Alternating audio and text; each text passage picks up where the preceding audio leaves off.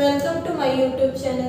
हम अपने पिछले वीडियो में देखे थे पॉलिनोमियल चैप्टर का पूरा इंट्रोडक्शन पार्ट, जो कि 2 पार्ट्स में आपका आया था। ठीक है, और आज से हम स्टार्ट करने वाले हैं क्लास 10th के 3rd चैप्टर यानी 2 चर वाले रैखिक समीकरण युग्म। ठीक है, इंग्लिश में बोलेंगे इसको क्या?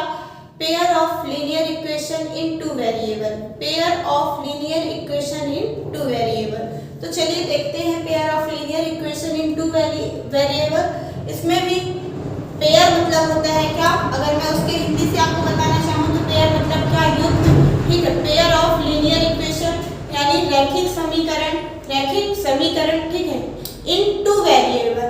इन 2 वेरिएबल का मतलब क्या? 2 चर वाले। ठीक है, तो 2 चर वाले रैखिक समीकरण युग्म के बारे में ये हमारा 3rd चैप्टर है और इसी के बारे में अपन पढ़ेंगे। तो चलिए देखते हैं कुछ चीजें आप जो 2nd चैप्टर में पढ़ना है उनके बाद इसलिए आई हैं। ठीक है, जो 2nd चैप्टर में आप पढ़े वो सारी चीजें कुछ इसमें भी यूज हुई हैं, इसलिए सबसे पहले जाके 2nd चैप्टर यानी पॉलिनोमियल का बेसिक चैप्टर देखिए, उसके बाद देखते हैं क्या 3rd चैप्टर। तो चलिए स्टार्ट करते हैं। इसमें आपको मिल रहा है क्या? 2 चर, रैखिक समीकरण और युग्म। ठीक है, तो सबसे पहले मैं आपको 2nd चैप्टर की कुछ बातें बताती हूँ, क्योंकि मैंने 2nd चैप्टर में आपको यह बताया था कि जो बहुपद होते हैं यानी पॉलिनोमियल होता है वो आपका 3 पद में बांटा गया था। ठीक है, पद के हिसाब से भी 3 और अगर घात की बात करें यानी पावर बेस पे भी 3 पार्ट्स में उसको डिवाइड किया गया था। ठीक है, तो अपन देखते हैं पावर बेस वाले। अगर मैं यहाँ लिख रही हूँ 5x + 2, 5x + 2। ठीक है, पहले ये मैंने लिख दिया, दूसरा मैंने लिख दिया क्या? 3x² + 2x + 4 ऐसा लिख दिया, और तीसरा मैंने लिख दिया क्या? 9x³ + 6x² + 4x + 5 ऐसा कुछ मैंने लिख दिया। ठीक है, तो यहाँ आपको 3 चीजें दिख रही होंगी, पहला ये पॉलिनोमियल, दूसरा ये, तीसरा ये। ठीक है, लेकिन इनमें कुछ चीजें जो है वो आपको कॉमन दिख रही होंगी यानी सेम। तो सेम क्या दिख रही है आपको? यहाँ भी x मिल रहा है, यहाँ भी x, यहाँ भी x, फिर ये x मतलब हर जगह पे आपको जो वेरिएबल यूज किया गया है, आप जानते होंगे वेरिएबल और कांस्टेंट क्या है। अगर आप नहीं जानते तो जाके पहले पॉलिनोमियल वीडियो का इंट्रोडक्शन पार्ट देखिएगा, उसके बाद इस पे। ठीक है, तो देखिए वेरिएबल आपके जो अल्फाबेट होते हैं वो वेरिएबल होते हैं, और जो काउंटिंग होती है वो आपके कांस्टेंट यानी अचर पद होता है, और वेरिएबल ABCD ये आपके चर होते हैं।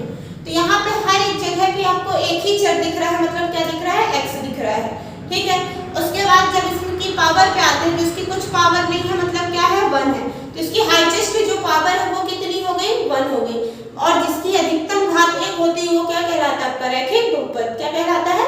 रैखिक बहुपद। उसके बाद देखते हैं जब इसकी अधिकतम घात यहाँ भी कुछ नहीं है तो क्या है? 1 है। अब इसकी अधिकतम घात क्या है? 2 है, और जब इसकी अधिकतम घात 2 है यानी जिसकी अधिकतम घात 2 होती है उसे क्या कहते हैं? द्विघात बहुपद। क्या कहते हैं? द्विघात बहुपद। उसके बाद आता है आपका 3rd पार्ट, जिसमें यहाँ भी इसकी पावर कुछ नहीं, मतलब क्या है? 1 है, तो 1, 2 और 3। तो इसकी हाईएस्ट जो पावर है यानी इस पॉलिनोमियल की जो डिग्री है वो क्या है? 3 है, और जिसकी हाईएस्ट पावर 3 होती है वो आपका त्रिघात बहुपद कहलाता है। ठीक है, तो ये चीजें आप जानते हैं, लेकिन इसमें इस चैप्टर में अपन को पढ़ना क्या है? सिर्फ और सिर्फ किसके बारे में पढ़ना है? रैखिक बहुपद के बारे में पढ़ना है। किसके बारे में? रैखिक बहुपद के बारे में। रैखिक बहुपद मतलब क्या? जिसकी अधिकतम घात कितनी हो? सिर्फ 1 हो। तो अपन को एक घात वाले ही बहुपद के बारे में पढ़ना है। तो चलिए देखते हैं अभी। ठीक है, जिस बहुपद की घात 1 हो उसके बारे में पढ़ना है। तो देखिए इसमें 5x + 2 है, 5x + 2 है। अब इसकी जगह पे मैं क्या ये लिख दूं? 9x + 7y। मैं क्या लिख दूं? 9x + 7y। तो इस भी बहुपद, इसके भी बहुपद की अधिकतम घात कितनी है? कुछ नहीं है, मतलब क्या है? 1 है, और ये भी आपका क्या होगा? रैखिक बहुपद। लेकिन यहाँ पे इस पे सिर्फ आपके पास एक ही x था, और यहाँ पे आपको दिख रहा होगा कि x के साथ साथ क्या आ गया है? y भी आ गया है, मतलब यहाँ पे एक चर था और यहाँ पे अब कितने चर हो गए? 2 चर हो गए। ठीक है, तो ये ही आपका क्या है? 2 चर वाले, ये 2 चर वाले रैखिक बहुपद है। अभी ये क्या है? 2 चर वाले रैखिक बहुपद। अब इसमें लेकिन ठीक है 2 चर वाले रैखिक बहुपद तो हमको मिल गए, लेकिन बहुपद यहाँ कुछ बोला नहीं। क्या बोला है? समीकरण युग्म। क्या बोला है? समीकरण युग्म। लेकिन अब ये क्या है? सिर्फ आपका 2, एक चर ये हो गया x, दूसरा चर y। तो 2 चर वाले और इनकी अधिकतम घात कितनी है? 1 है, इसलिए क्या हो गया? 2 चर वाले रैखिक बहुपद। अब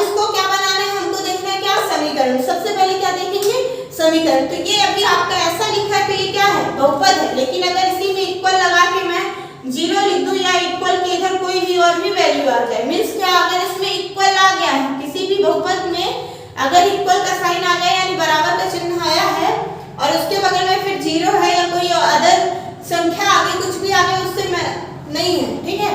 अपन को देखना क्या है कि बहुपद में अगर 0 लगा है, बहुपद में अगर बराबर का चिन्ह आया यानी इक्वल का साइन आया है, ठीक है, तो वो आपका क्या कहलाएगा, समीकरण यानी इक्वेशन। इक्वेशन मतलब क्या, इक्वल। इक्वेशन मतलब क्या, इक्वल। और इक्वल लगने का मतलब ये होता है कि कंपैरिजन करना, दोनों पक्षों में अपन क्या कर रहे हैं, इसमें कंपैरिजन कर रहे हैं। जैसे देखिए बहुपद चैप्टर में मैंने आपको बताया था कि इसे ही सॉल्व करेंगे, कभी इसके जब तक इसको हम नहीं सॉल्व करते तब तक इसमें कुछ नहीं रहता, ठीक है। जब ऐसा रहता है तो इसको हम सॉल्व नहीं करते, लेकिन जैसे ही इसके अगर सॉल्व करना है तो इसके इक्वल में तुरंत हम 0 रखते हैं। क्या रखते हैं, 0 रखते हैं। अब देखिए ये LHS साइड है और ये आपका क्या है, RHS साइड है, और इन दोनों के बीच में अपन क्या करेंगे, कंपैरिजन करेंगे यानी तुलना करेंगे। क्यों, क्योंकि यहाँ पे इक्वल का साइन लग गया है, ठीक है। अब जब तुलना करेंगे तो मतलब ये है कि इस वाले टर्म को या तो इसके जैसा बनाइए या इस वाले टर्म को, मतलब इस वाले टर्म को इसके जैसा बनाइए, या तो 5x + 2 को 0 बनाइए या तो 0 को 5x + 2 बनाइए। तो देखिए अपन क्या करेंगे, 5x + 2 को ही 0 बनाएंगे, क्योंकि 0 को तो 5x + 2 अभी नहीं बना सकते, ठीक है। 0 को 5x + 2 नहीं बना सकते, इसलिए 5x + 2 को ही क्या बनाएंगे, 0 बनाएंगे। तो देखिए सबसे पहले क्या करते हैं, 5x लीड टू की प्लस की वैल्यू इधर आएगी तो -p और x इक्वल क्या आ जाएगा, -2, और ये दोनों की इसमें इनटू में है ना 5 और x, तो ये इनटू से यहाँ कहाँ आ जाएगा, अपॉन में। मतलब क्या, x की जगह पे अगर मैं -2/5 रख दूं तो ये टर्म भी हमारा क्या हो जाएगा, LHS भी क्या हो जाएगा, 0, और जब LHS भी क्या हो जाएगा, 0 हो जाएगा, मतलब RHS के इक्वल हो जाएगा। तो ये किसकी बात है, इक्वल की, यानी समीकरण। इक्वल लग गया मतलब क्या, समीकरण, ठीक है। इक्वेशन है मतलब क्या, समीकरण, ठीक है। तो अगर इक्वेशन की बात करते हैं यानी समीकरण की बात करते हैं, उसका मतलब क्या होता है, इक्वल होता है, ठीक है। तो अब देखिए अगर x की जगह मैं रख दूं क्या, -2/5 + 2 और इक्वल 0, तो 5 से 5 कैंसिल, ये -2 + 2 इक्वल 0, ये दोनों भी कैंसिल, क्या आ गया, LHS इक्वल RHS। मतलब अगर इक्वल लग गया है तो यहाँ पे क्या हो गया, इन दोनों में तुलना हो गई, इन दोनों के बीच में क्या हो गया, कंपैरिजन हो चुका है, ठीक है। तो यहाँ समीकरण का अर्थ यानी समीकरण को इंग्लिश में इक्वेशन बोलते हैं, और इक्वेशन का मींस क्या होना चाहिए, क्या, इक्वल, और उसका मींस होता क्या है, इक्वल होता है, ठीक है। अब देखिए आगे, अब क्या बोलेंगे जो ये आपका लिखा है इसको अपन क्या बोलेंगे, अगर ये इतना था तो क्या था, 9x + 7y था तो क्या था, बहुपद। लेकिन अगर इसी में इक्वल लग गया और उधर कोई और संख्या या तो 0 कुछ भी आ गया तो ये अब हमारा क्या हो गया, समीकरण। मतलब क्या, दो चर वाले और इनकी अधिकतम घात 1 है, मतलब क्या है, रैखिक, दो चर वाले रैखिक समीकरण। ये क्या हो गया हमारा, दो चर वाले रैखिक समीकरण। अब यहाँ पे युग्म की बात की, किसकी बात की है, युग्म की। मतलब युग्म मतलब क्या, जोड़ा, पेयर, ठीक है। तो अब देखिए यहाँ पे आपका 9x + 7y = 0 था, ठीक है। और मैं लिख लेती हूँ कुछ 5x + 3y + 2 = 0, ठीक है। तो यहाँ पे अपने पास यहाँ पे भी क्या आ गया, एक चर ये है, दूसरा चर ये है, और इनकी अधिकतम घात कुछ नहीं है, मतलब क्या है, 1 है। इनकी अधिकतम घात कुछ नहीं मतलब क्या है, 1 है, ठीक है। तो ये भी क्या हो गया हमारा, दो चर वाले रैखिक समीकरण युग्म। ये भी क्या हो गया, दो चर वाले रैखिक समीकरण, ठीक है। अब इन दोनों को, अगर इन दोनों को हम साथ लेते हैं तो एक पहला पेयर ये हो गया, दूसरा हमारा ये हो गया, ठीक है। और इन्हीं दोनों को जब आपस में मिला, पेयर मतलब क्या, दो का पेयर बनता है, दो का जोड़ा बनता है। आप सूत्र देखते हैं तो दो का होता है कि एक का रहता है, एक का नहीं ना, दो का रहता है, तो ठीक है। पेयर मतलब क्या, जोड़ा। तो देखिए पहला इक्वेशन ये हो गया, दूसरा इक्वेशन ये हो गया, ठीक है। यही क्या हो गया, युग्म। अब आगे चलते हैं, तो ये तो अपन देखे जो चैप्टर का नाम है उसके हिसाब से क्या थी सारी चीजें, दो चर वाले रैखिक समीकरण युग्म क्या कहलाते हैं, इनका पेयर क्या बनता है। तो ये हो गया आपका, पहला आपका ये है, ठीक है, इक्वेशन। दूसरा इक्वेशन ये है। अब इसमें देखिए पहला चर, दूसरा चर, यहाँ भी पहला चर, दूसरा चर, ठीक है। तो दो चर हो गए आपके, यहाँ भी और यहाँ भी। इनकी अधिकतम घात 1 है, मतलब क्या है, रैखिक। फिर इक्वल लगा है दोनों में, मतलब क्या है, समीकरण और दोनों का पेयर ले लिए साथ में तो क्या हो गया, युग्म। ये हो गया आपका क्या, रैखिक समीकरण का युग्म, दो चर वाले रैखिक समीकरण का युग्म। ठीक है, अब इसको अगर पढ़ना चाहें, ठीक, तो इसको अपन इस तरह भी पढ़ते हैं क्या, ax plus by plus c equal 0, ax plus by plus c equal 0। ठीक है, पर यहाँ पे अपन जानते हैं कि जो भी चीजें अभी अपन पढ़ेंगे वो किसके हिसाब से पढ़ेंगे, युग्म के हिसाब से, यानी पेयर के हिसाब से। तो एक ये हो गया, दूसरा आपको एक और लेना है, क्या ले ले, ax plus by plus c equal 0। दूसरी चीज भी अपन यहाँ ये ले रहे हैं क्या, ax plus by plus c equal 0। अब देखिए बोलेंगे ये दोनों तो सेम सेम है और एक ही घर में सेम नाम वाले थोड़ी रहते हैं। ठीक है, तो इनका नाम अलग करेंगे, बिल्कुल अलग कर दीजिए। तो x जो चर है इनका नाम कुछ नहीं चेंज होगा, सिर्फ नाम किसका चेंज होगा, इस a का, तो a1 और ये यहाँ पे दूसरा a है ना, तो इसका क्या रख देते हैं, a2, इसका b1 b2 c1 c2। ठीक है, a1 a2 b1 b2 c1 c2। ठीक है, अब हम बुला सकते हैं इनको a1 a2 b1 b2 c1 c2। ठीक है, तो x का अगर गुणांक कौन है यहाँ पे, पहले समीकरण में जो है x का गुणांक a1 है, y का गुणांक b1 है और c तो आपका c है अचर पर। फिर यहाँ दूसरे समीकरण में x का गुणांक क्या है, a2 है, y का गुणांक क्या है, b2 है और c2 आपका क्या है, अचर समीकरण। ठीक है, अचर पद हो गया और ये पूरा मिलके आपका क्या बन गया, समीकरण। ठीक है, तो ये हमारे अगर मैथ की लैंग्वेज में देखा जाए, यानी व्यापक रूप अगर मैथ में देखा जाए इस चैप्टर का, तो क्या बनेगा, a1 x plus b1 y plus c1 equal 0, a2x b2y plus c2 equal 0। ठीक है, तो ये हमारा हो गया क्या, दो चर वाले रैखिक समीकरण का युग्म। अब इसमें पढ़ना क्या है, क्या चीजें अपन को सॉल्व करनी है, कौन कौन सी एक्सरसाइज है। ठीक है, तो इस चैप्टर में आपको ग्राफ की बात की है, किसकी, ग्राफ की। तो देखिएगा थोड़ा सा, आपके इसमें तीन तरीके के ग्राफ बनेंगे, कितने तरीके के, तीन। तो ग्राफ आप जानते हैं एक्स एक्सिस और वाई एक्सिस में बनते हैं, ये आपका एक्स एक्सिस होता है और ये वाई एक्सिस होता है, यानी एक्स अक्ष है और ये वाई अक्ष है। ठीक है, अब देखिए आपका एक ग्राफ मान लीजिए कैसा चला गया, तीन ग्राफ इसमें अपन को पढ़ने हैं। पहला आपका जैसे एक है, ठीक है, तो इसको कहीं भी एक्स अक्ष को समथिंग ऐसा कुछ काट दिया। ठीक, हमारा जो ग्राफ बना तो वो ऐसा बन गया। ठीक है, ऐसा ग्राफ बन गया। तो पहले इक्वेशन का ये ग्राफ हो गया और दूसरे इक्वेशन का मान लीजिए इसी तरह कुछ बना दिए तो ऐसा चला गया। ठीक है, ये क्या हो गया, दूसरे इक्वेशन का ग्राफ हो गया। मतलब ये दोनों एक दूसरे को इस पॉइंट पे क्या करते हैं, इंटरसेक्ट करते हैं, यानी प्रतिच्छेद करते हैं या काटते हैं। ठीक है, उसके बाद जब आपका दूसरा बनेगा, ठीक है, दूसरा ग्राफ इसमें किस तरह का बनेगा वो भी देख लीजिए, x है और ये क्या है, y है। ठीक है, अब इसमें आपका ऐसा हो सकता है कि एक ग्राफ मान लीजिए ये चला गया और दूसरा ग्राफ कैसे जाएगा, ऐसे जाएगा। ठीक है, या तो यहाँ से आ गया और यहाँ से चला जाएगा, मतलब एक दूसरे के पैरेलल होंगे। क्या होंगे, पैरेलल। ये एक दूसरे को आपस में कभी भी इंटरसेक्ट नहीं करेंगे या एक दूसरे से कभी भी आपस में नहीं मिलेंगे। तो ये आपका दूसरा ग्राफ हो गया। उसके बाद आती है बात तीसरे ग्राफ की।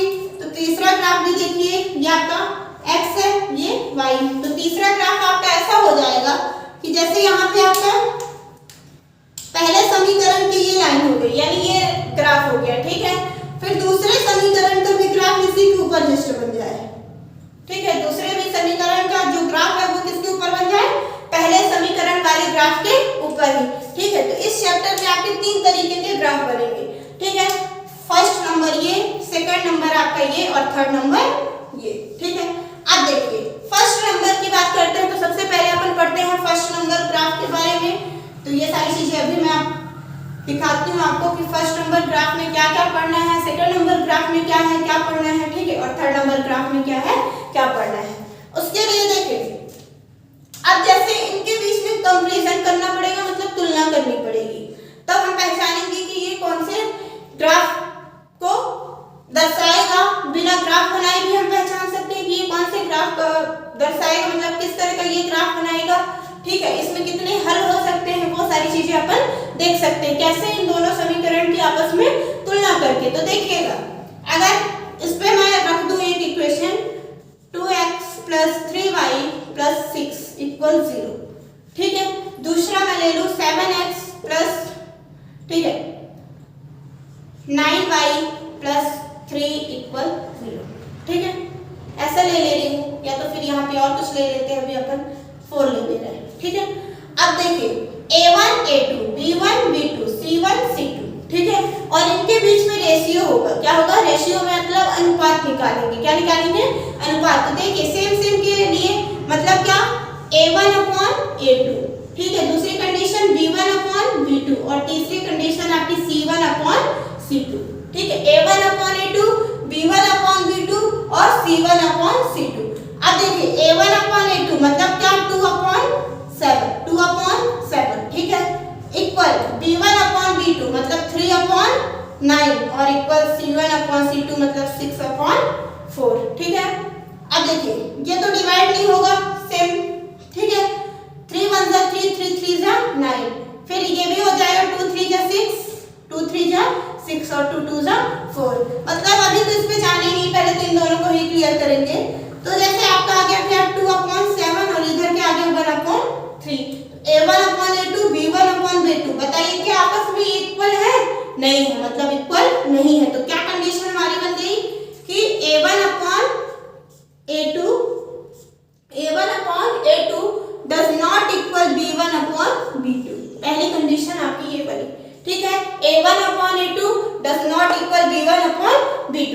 उसके बाद आ गया आपका, ठीक, पहली कंडीशन ये बनी और इनके बीच के ऐसे ही अनुपात आपको निकालना है। ठीक है, फिर दूसरी कंडीशन इसमें ऐसी बनेगी कि a1 upon a2 equal b1 upon b2। मतलब a1 अपॉन a2 जो है b1 अपॉन b2 के इक्वल तो हो जाएगा, लेकिन c1 अपॉन c2 के इक्वल नहीं होगा। ठीक है, ऐसी भी कंडीशन होगी। ठीक है, a1 upon a2 b1 upon b2 तो आपस में इक्वल हो जाएंगे, लेकिन तीसरी कंडीशन आपकी ये भी बन जाएगी कि c1 अपॉन c2 मतलब इसके बराबर नहीं होंगे। उसके बाद एक और बन सकती है कि a1 upon a2 equal b1 upon b2 equal c1 upon c2। मतलब तीनों चीजें आपस में क्या होगी, तीनों वैल्यू आपस में इक्वल है। ठीक है, तो देखिए इसमें क्या कर सकते हैं अपन कि पहली आपकी क्या बनी, a1 upon a2 b1 upon b2 आपस में ही क्या है, ये इक्वल नहीं है। दूसरी आपकी क्या बनी, a1 upon a2 b1 upon b2 आपस में इक्वल है, लेकिन c1 अपॉन c2 आपस में इक्वल नहीं है। उसके बाद थर्ड आपकी क्या बनी, a1 upon a2 equal b1 upon b2 और इक्वल c1 अपॉन c2। मतलब तीनों आपस में क्या है, बराबर है। ठीक है, जैसे अब देखिएगा थोड़ा सा, जो आपका a1 अपॉन a2 है, क्या है, a1 अपॉन a2। तो देखिए अगर मैं a1 की वैल्यू 2 ले रही, ठीक है, और a2 की वैल्यू 3 ले रही, b1 की वैल्यू 5 ले रही और b2 की वैल्यू 7 ले रही, तो बताइए क्या ये दोनों आपस में इक्वल है? नहीं है ना, मतलब क्या है, does not equal. a1 upon a2 b1 upon b2 does not equal, ये आपस में इक्वल नहीं है। फिर दूसरी चीज, जैसे मैं 2 अपॉन 3 ले लूं इक्वल, यहाँ पे मैं ले लूं क्या, 6 अपॉन 9। ठीक है, और इधर ले लूं क्या, 5 अपॉन 4।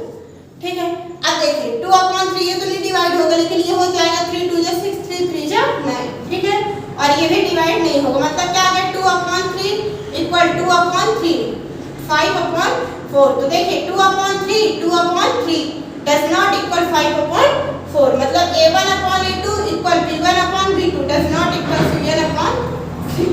ठीक है, उसके बाद एक और कंडीशन आपकी क्या बनेगी, जैसे आ गया आपका 10 अपॉन 2 या 20 ले लीजिए कुछ भी, इक्वल 50 अपॉन 100 कुछ भी ले रहे हैं। ठीक है, और इक्वल क्या ले लें, 100 अपॉन 200 कुछ भी ले लीजिए।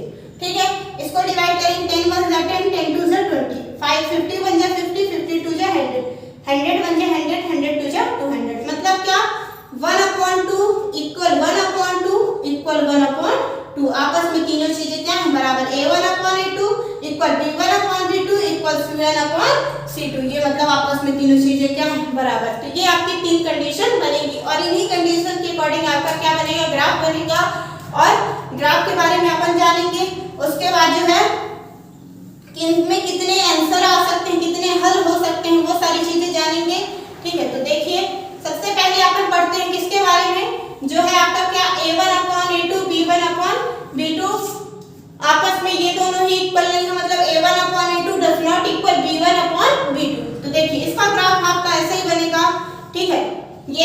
एक्सिस है, ये y एक्सिस है, इसमें जब ग्राफ बनेगा तो पहले समीकरण, देखिए दोनों समीकरण का अलग अलग ग्राफ बनेगा, ठीक है। तो पहले समीकरण का आपका ग्राफ मान लीजिए कुछ ऐसा बन गया, ठीक है। पहले समीकरण का ग्राफ आपका कुछ ऐसा बन गया, ठीक है।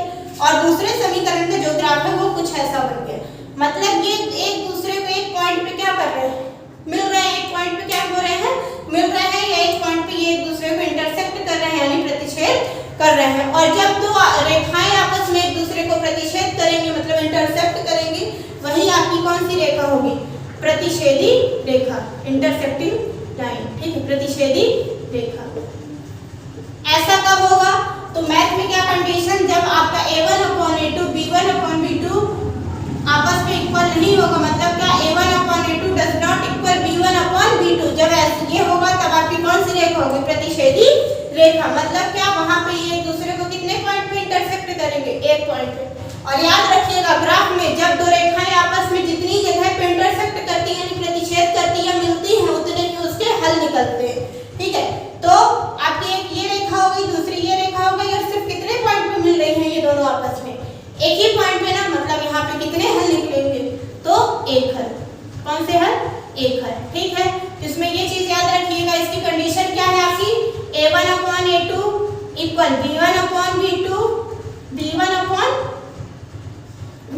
तो a1/a2 does not equal b1/b2, ठीक है। c1/c2, जब दो आपस में बराबर नहीं तो तीसरे के पास जाना ही नहीं है। जब दो आपस में ये चीजें बराबर नहीं है तो तीसरे के हमको चेक ही नहीं करना, जब ये दो आपस में बराबर होंगी तब हम तीसरे उस पे जा पाएंगे, ठीक है। तो जब ऐसी कंडीशन आपको दिख जाए क्या a1/a2 does not equal b1/b2, तब आपकी वहां पे प्रतिच्छेदी रेखा होगी और उस पे हल कितने निकलेंगे, तो सिर्फ एक हल। क्यों, क्योंकि ये एक दूसरे को एक ही जगह पे इंटरसेक्ट कर रही है या एक ही जगह पे मिल रही है, इसलिए इसके कितने हल होंगे, सिर्फ एक हल, ठीक है। उसके बाद देखते हैं अपन दूसरी कंडीशन, जब ऐसा हो कि a1/a2 और b1/b2 आपस में क्या हो, बराबर, आपस में क्या हो, बराबर, ठीक है। तो देखिएगा आगे दूसरा भी आपका क्या है, a1/a2 और इक्वल b1/b2, मतलब ये दोनों आपस में बराबर होंगे। फिर जब ये दोनों आपस में बराबर हैं तब हम तीसरे को चेक करने जाएंगे कि क्या वो आपस में बराबर है या नहीं है। तो यहाँ पे देखिए दूसरी कंडीशन क्या है आपकी, कि a और b वाले तो दोनों आपस में बराबर हैं, बट c वाले आपस में इक्वल नहीं है, मतलब a1/a2 equal b1/b2 does not equal c1/c2। तो इसके लिए क्या ग्राफ बनेगा, देखिए वो भी, ये आपकी x एक्सिस, ये आपकी y एक्सिस। अब यहाँ पे जो दो ग्राफ बनेगी, यानी दो इक्वेशन के जो ग्राफ आपके होंगे या दो लाइन होंगी, वो आपकी ऐसे जाएंगी, या तो दोनों लाइन ऐसे पैरेलल चली जाएंगी, इस साइड से जाएं, इस साइड से जाएं, किसी भी साइड से जाएं, मतलब इसमें जो भी दो लाइन होंगी आपकी, ठीक है, वो एक दूसरे के पैरेलल ही जाएंगी, मतलब आपस में मिलेंगी नहीं, या तो ऐसा चला गया ग्राफ, कहीं से भी जाए, चाहे यहीं से दोनों चले जाए, लेकिन आपस में ये क्या होंगे, पैरेलल होंगे और एक दूसरे के क्या होंगे, समांतर होंगे। ये एक दूसरे को कभी भी प्रतिच्छेद नहीं करेंगे, का मतलब एक दूसरे से मिलेंगे नहीं, ठीक है। पैरेलल का मतलब क्या, जो एक दूसरे के क्या हो, समांतर हो, ठीक है, समांतर हो, मतलब ये दोनों अगर, ठीक है, मार्कर है, ये दोनों आपके क्या है, मार्कर है, ठीक है, तो ये दोनों क्या है, मार्कर है, ये दोनों स्ट्रेट है, ठीक है, ये दोनों क्या है आपके, स्ट्रेट है। तो ये दोनों क्या बताइए, मिलेंगे आपस में नहीं ना। अगर मैं इनको ऐसा टेढ़ा करूं तो फिर इनको आगे मैं बढ़ाऊं तो मिल सकते, लेकिन अगर ये सीधे हैं तो ये अपनी जगह पे और ये अपनी जगह पे, सीधे ये भी चला जाएगा अपने रास्ते और ये भी सीधे अपने रास्ते, मतलब ये एक दूसरे को कभी भी नहीं मिलेंगे। कब ऐसा होगा, जब a1/a2 इक्वल b1/b2 होगा, ठीक है। फिर जब ये दोनों आपस में बराबर, तब तीसरे को चेक करते हैं, तो जब तीसरा चेक किए तो वो इक्वल नहीं है, मतलब क्या, a1/a2 b1/b2 does not equal c1/c2। और जब ऐसा कुछ होता है, ठीक है, मतलब ग्राफ जब बनता है और ये एक दूसरे को कभी भी नहीं मिलते हैं, तो ऐसी रेखा को ही समांतर रेखा कहते हैं। ऐसी रेखा को क्या कहते हैं, समांतर रेखा, पैरेलल लाइन, ठीक है, इसको क्या बोलते हैं, समांतर रेखा। अब बताइए ये दोनों ग्राफ क्या आपस में कहीं मिल रहे हैं, नहीं ना। और जब कहीं आपस में नहीं मिल रहे हैं तो इसमें कोई हल निकलेगा नहीं, तो इसका क्या हो जाएगा, कोई हल नहीं, क्या, कोई हल नहीं, ठीक है। ये आपस में कहीं मिलेंगे ही नहीं, तो जब ये कहीं आपस में मिलेंगे ही नहीं तो हम किस नंबर को बता सकते हैं कि वो x का है कि y का है, ठीक है। तो ये equal b1 upon b2 does not equal c1 upon c2। अब उसके बाद अपन देखते हैं थर्ड वाला। तो थर्ड आपका है क्या, a1 अपॉन a2, ठीक है, b1 अपॉन b2 और c1 अपॉन c2।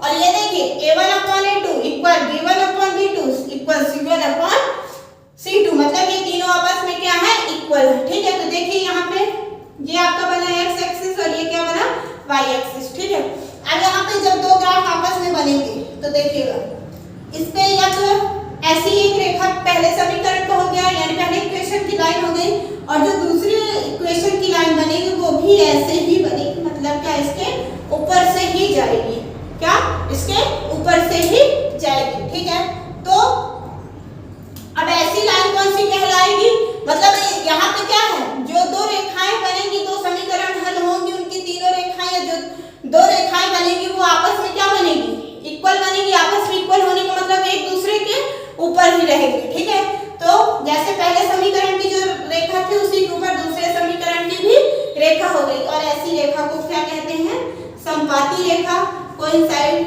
ठीक है, लाइन। तो समपाती रेखा, और इसमें कितने हल, अब बताइए ये रेखा जो है हर जगह पे मिल रही है, हर जगह पे दो रेखाएं जो है आपस में हर जगह पे मिल रही है, तो बताइए इसके कितने हल निकलेंगे, अनेक हल ना, जब ये हर पॉइंट पे मिल रही है तो कितने हल, अनेक हल। ठीक है, इसका आंसर क्या हो जाएगा आपका, अनेक हल। ठीक है, तो ये रही आपकी तीन कंडीशन। पहला आपका क्या है, a1 upon a2 does not equal b1 upon b2, तब आपकी कौन सी रेखा, प्रतिच्छेदी रेखा, और कितने हल, तो सिर्फ एक हल। प्रतिच्छेदी रेखा क्या होती है, तो ऐसी दो रेखाएं जो आपस में एक दूसरे को प्रतिच्छेद करें या काटे वो क्या कहलाती है, प्रतिच्छेदी रेखा।